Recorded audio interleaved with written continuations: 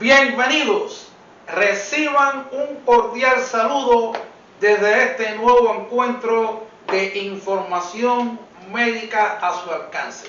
Soy el doctor Jesús Galarraga Proveyer, médico especialista en enfermedades de los pulmones, o sea, médico especialista en neumología. Hoy me complace hablarles de afecciones de las vías aéreas superiores de origen alérgico. Las afecciones de las vías aéreas superiores de origen alérgico son un grupo de trastornos que se caracterizan por afectar directamente la vía natural por la cual circula el aire que normalmente respiramos procedente de la atmósfera. Esta vía natural por la cual circula el aire respirado se compone de un grupo de órganos que son fosas nasales, faringe, laringe, tráquea, bronquios ya dentro de los pulmones. La causa fundamental en esta época del año, en primavera, de estas afecciones alérgicas de las vías aéreas superiores es la inhalación del polen. Estos corpúsculos o microcorpúsculos de estas sustancias orgánicas que están en alta concentración en la atmósfera son inhalados, y cuando la persona alérgica se pone en contacto, o las vías aéreas de estas personas se ponen en contacto con el polen que pulula en el ambiente o que está precipitando en el ambiente, se desencadenan estas respuestas alérgicas. En el caso de las fosas nasales, inflamación, contumefacción, irritación, obstrucción, y así sucesivamente en la faringe, en la laringe, en la tráquea, en los bronquios. De manera que este grupo de afecciones que afectan a estos órganos antes mencionados se caracterizan por producir irritación, inflamación, secreción, oclusión, obstrucción. La causa fundamental es, como ya hemos expresado, el polen. ¿Cuál de los polen es el más frecuente en esta época del año? Bueno, pues el polen de las gramíneas. Las gramíneas son una familia extensísima de plantas que están distribuidas por todo el universo y que pueden alcanzar la cifra de 9.000, hasta 9.000 se consideran que están distribuidas en todo el globo terráqueo. Este polen, una vez que se inhala, desencadena una serie de respuestas alérgicas que tienen que ver con el sistema inmune, y de ahí aparecerán los síntomas y los signos. La época más frecuente de estas afecciones precisamente en primavera, porque es cuando aumenta la floración de las gramíneas y es cuando se produce un aumento mayor de la producción de polen. De este modo, precisamente, esto es lo que hace que sean más frecuentes en esta época del año. Me estoy refiriendo a entre abril y junio. No quiere decir que a la extensión de las gramíneas en todo el universo no puedan existir estos episodios en otra época del año, pero fundamentalmente en primavera se debe a que aumenta la floración, la producción de polen esencialmente entre abril y junio. Los factores de riesgo. Bueno, pues los factores de riesgo de estas afecciones, como es lógico, serán el antecedente alérgico o rasgo genético alérgico de la persona, la respuesta de su sistema inmune y, en el caso concreto que nos ocupa, el nivel de concentración de polen que existe en el ambiente. En otras épocas del año, pues tenemos entonces otros factores de riesgo, que son los factores de riesgo clásicos para todo alérgico de las vías aéreas, que son los productos o gases industriales, sustancias químicas, detergentes, insecticidas, perfumes, medicamentos como los psicofármacos o los hipotensores de algunos alimentos del tipo de los frutos secos como el cacahuete, el chocolate, o sustancias tóxicas como el alcohol, la nicotina y algunas drogas. Es decir, que hasta aquí hemos visto los elementos que definen estas afecciones, la causa más frecuente, el papel de las gramíneas y sobre todo la concentración de polen ambiental como elemento que desencadena estas crisis y otros episodios de afecciones alérgicas de las vías aéreas superiores. Para continuar y comprender los síntomas y signos es muy importante conocer las funciones de las fosas nasales. ¿Por qué me voy a referir esencialmente a las fosas nasales? Porque la más frecuente dentro de estas afecciones de los órganos que hemos mencionado es la inflamación de las fosas nasales, que en medicina conocemos como rinitis. Y concretamente en estos casos estamos hablando de la rinitis alérgica. Entonces, para entender mejor los síntomas y signos, vamos a expresar las funciones de las fosas nasales.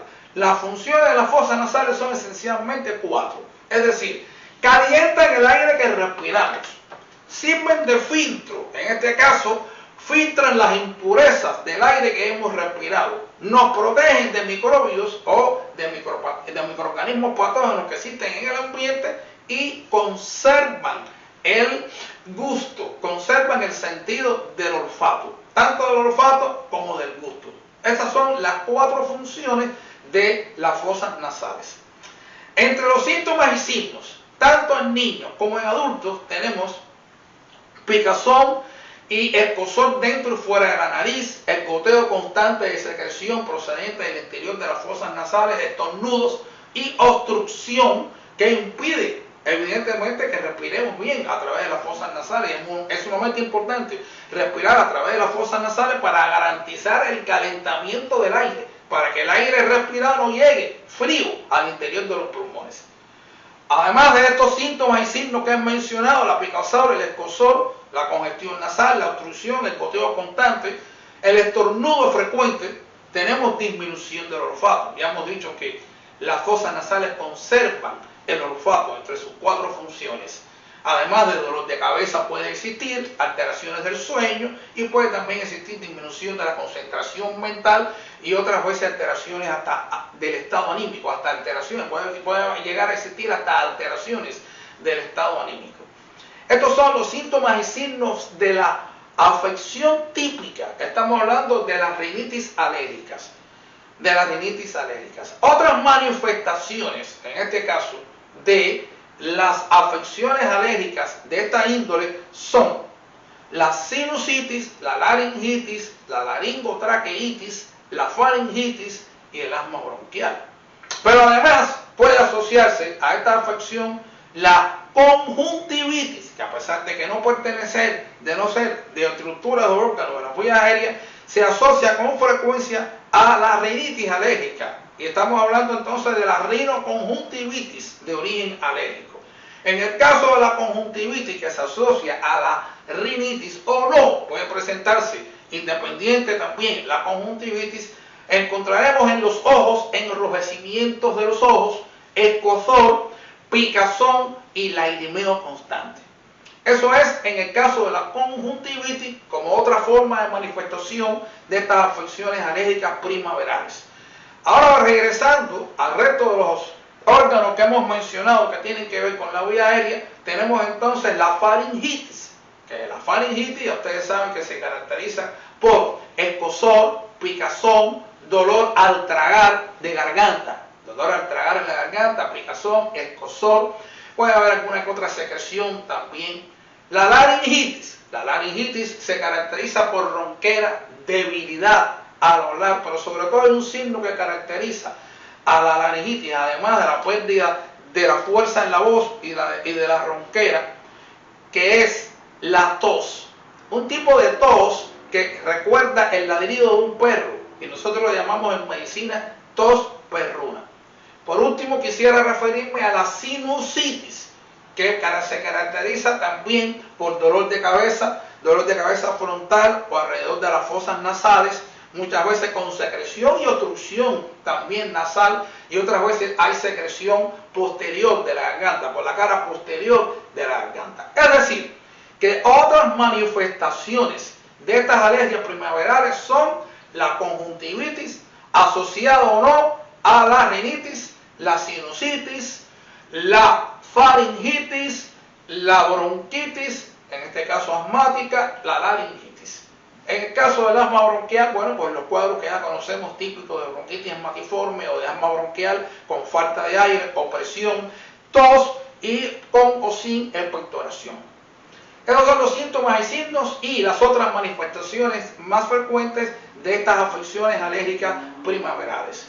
Las complicaciones de la rinitis, que es la típica afección alérgica de la primavera, pues sería, en este caso, aumento de la frecuencia en cualquier época del año. Rinitis crónica recurrente, es decir, los episodios ahora se hacen más frecuentes y se producen recaídas más frecuentes. Y asma bronquial.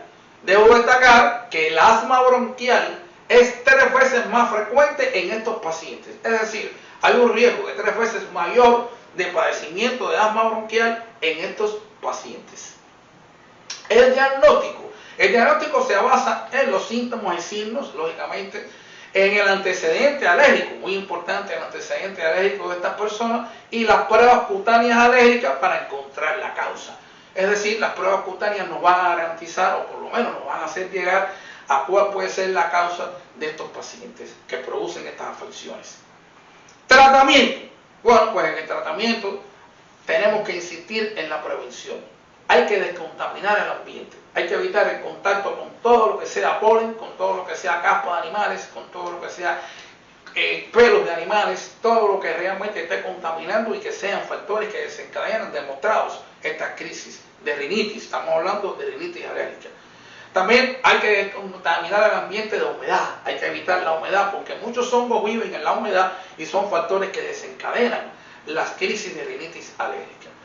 Los medicamentos se dividen en antialérgicos por vía oral o también de uso tópico a través de las fosas nasales mediante gotas de congestionantes o nebulizadores con esteroides o sin esteroides. Pero el tratamiento más importante para el alérgico sería la inmunoterapia, sobre todo de mucha utilidad en niños. Hemos conocido niños que han estado en tratamiento con las vacunas famosas y han estado años sin padecer estas afecciones. Igual que adultos, también hemos conocido adultos que han estado años sin padecer de estas afecciones. Para entonces concluir, quiero referirme entonces a lo más importante que podemos hacer con estos pacientes es tratar de evitar la contaminación, evitar el contacto, sobre todo en primavera, con la inhalación de polen. En estos días en que la contaminación ambiental está muy alta, evitar el contacto, por supuesto, con la contaminación ambiental. No quisiera concluir sin agradecerles a todos ustedes el interés que muestran estando ahí y expresándomelo además en correos a través de los mensajes que me envían, mensajes muy afectuosos a través de los correos electrónicos. Hay 2 preguntas muy importantes que quiero responder precisamente. Una es del señor Jorge Navarro. Bienvenido, Jorge. Me pregunta, soy alérgico a las gramíneas. ¿Puedo comer de todo? Mi respuesta es, debe tener precaución con la harina de trigo, los frutos secos, algunas frutas como la manzana, la pera, el plátano, el melocotón, porque realmente esos son productos que podrían crearte problemas. De cualquier forma, bueno, entre otras cosas que puedas comer, el apio también, el tomate, todo eso puede traerte problemas porque pueden producirse reacciones alérgicas cruzadas. Pero lo importante sería, para conocer concretamente a qué eres alérgico, es hacerte las pruebas alérgicas, las famosas pruebas para poder definir si realmente algunos otros productos alimentarios pueden producirte o no reacción alérgica. Muchas gracias por la atención prestada, muy agradecido al equipo técnico que hace posible esta conexión con ustedes y me despido hasta un próximo nuevo encuentro de información médica a su alcance, deseándoles a todos mucha salud y mucha suerte.